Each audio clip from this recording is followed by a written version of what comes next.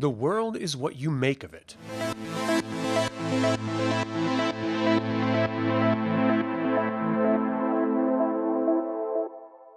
Welcome to Evil Live, the live media commentary show that answers the question, did Lilith and Adam ever get past first base? Subscribe if you're new to the channel, because today we are continuing our In Nomine series with this episode, Superiors, Lilith, Human Princess of Freedom.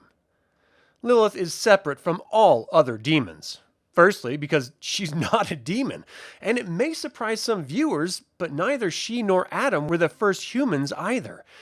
In the In Nomine universe, humans evolved from animals, much like in our own. What truly separated humans from animals was their ability to believe.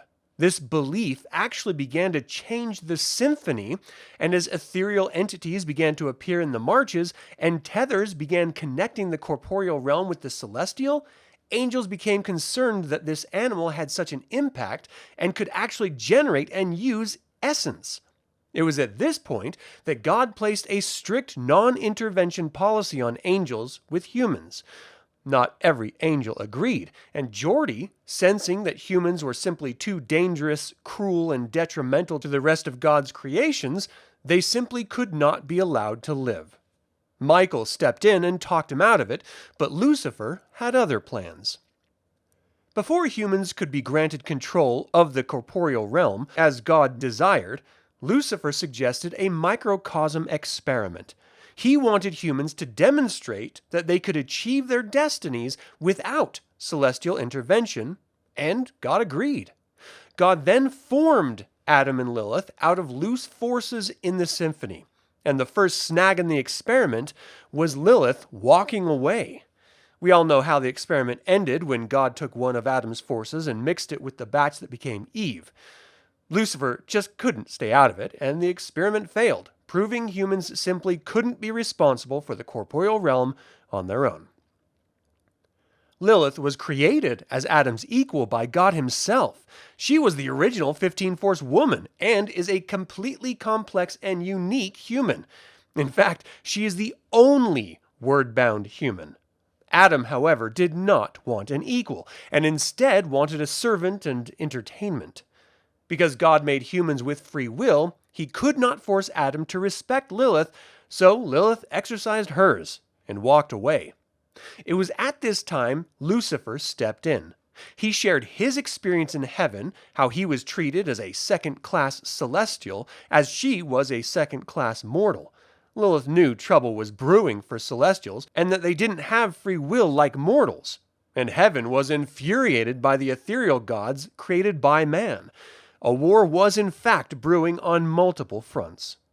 Lucifer offered Lilith power and relative safety from heaven. To prove this was a lasting deal, he granted her a word.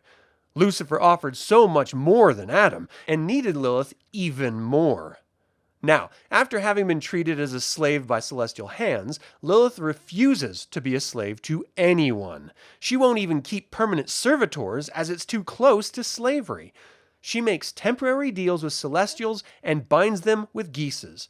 Many demons hate her and want her removed, as she can do what they cannot: create Lilith. Lilith and her daughters are the center of the web of favors throughout the three realms. At its most simple, a Gease is a supernaturally enforced return favor. Lilith knows exactly what you need, even if you don't, and more, she's willing to give it to you. But then you'll have to pay the piper, as it were. But Lilith, like her daughters, doesn't always call the favors in. More often than not, she trades your Geases to another demon prince for something she wants more, and then you owe the Gease to the new holder. This is at the heart of Lilith's power. She holds favors from celestials, ethereals, and mortals alike. She doesn't want your soul like Lucifer. She doesn't even want to stand in the way of your destiny or encourage you to meet your fate. She just wants to give you what you want and get something in return for the effort. Dissonance is the damage a celestial does to themselves by working against their own resonance, or nature, or their superior's resonance. Too much dissonance and you may fall, or generate a discord, or a permanent fracture to a being's soul. Thus, it should come as no surprise, as Lilith is the Princess of Freedom, that any celestial actively in Lilith's service, no matter how temporarily, will gain dissonance if they accept restraints or orders unless they are part of a freely negotiated agreement. The caveat would be actual imprisonment. However, failure to attempt an escape would bring dissonance. Traditionally, demon princes grant their servitors attunements and distinctions, but since Lilith has no permanent servitors, she has no banned attunements to offer. And while Lilith does not commonly grant distinctions or special abilities to especially favored underlings, there are some that can be earned by furthering her word of freedom or other schemes she may be engaged in. A servitor is not required to accept a distinction, but what celestial in their right mind would deny a princess? The knights errant can look into others' eyes and automatically know how strongly they desire power over others and exactly what they do to get it. Captains of the third choice may roll to find out if there's any better course of action in a no-win situation.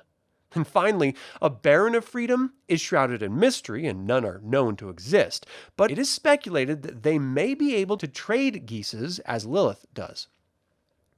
While Lilith is a human and not a celestial, she's technically weaker than the major powers in hell. That doesn't stop her from stretching her influence and preventing those who would like to see her gone from acting. Even Asmodeus and Baal find it more trouble than it's worth to be on her bad side. She regards every prince's servitor as associated unless they cross her. However, Andraelphus and Valefor, including their servitors, are considered her allies. Once you are attuned to the word of your dark princess, there are certain acts you may perform once per day which grant 1 point of essence. These acts are called rites. Lilith has common rites, which include spending an hour encouraging others to resist authority, freeing a human from physical bondage, or destroying an enemy of freedom. She also may grant additional rites in specific locations. You may meditate for 2 hours at the Berlin Wall, walk the Freedom Trail in Boston, Massachusetts, free any being from bondage, or lead a revolution to the headquarters of a despot. Naturally, these are hyper-specific, so not everyone will have access to them. There are many reasons to want to summon Lilith, from requesting a favor or service, or to trade one. While any celestial may attempt to summon Lilith, she is highly unlikely to answer that call from anyone save her daughters, or a great celestial power. There are some acts one might engage in, however, which may assist in getting her to answer your call.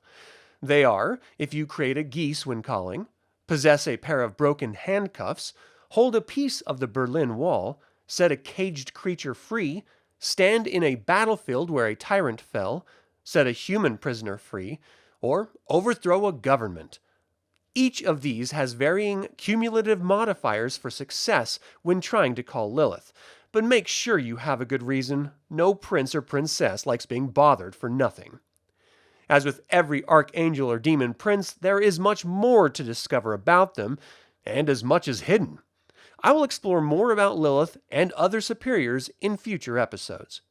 Thank you for watching today's In Nomine episode. Subscribe and ring the bell if you're new to the channel. Don't forget to click the like button and comment to let others learn about this award-winning role-playing game and this channel. And as always, remember that evil spelled backwards is live, so get out there and be evil.